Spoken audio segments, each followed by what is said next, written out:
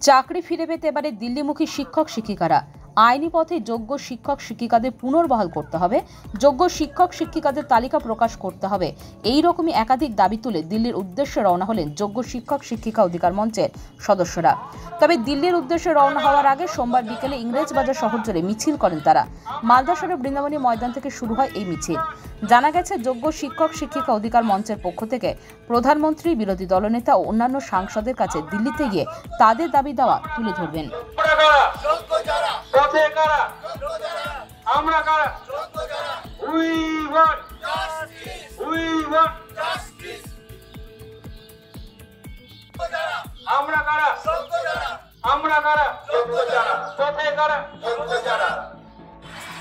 মানে আমাদের পরিস্থিতিটা শুধু আমরাই বুঝতে পারছি, আমরা কাউকে বোঝাতে পারছি না, সুপ্রিম কোর্টকেও বোঝাতে পারছি না, হাইকোর্টকেও বোঝাতে পারছি না। আমাদের মানে 10 নম্বরে আমাদের কি হবে?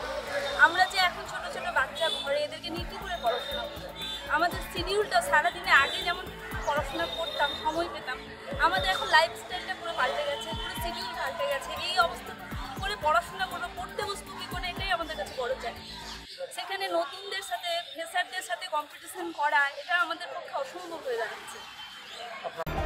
Bureau news, Bangla Times.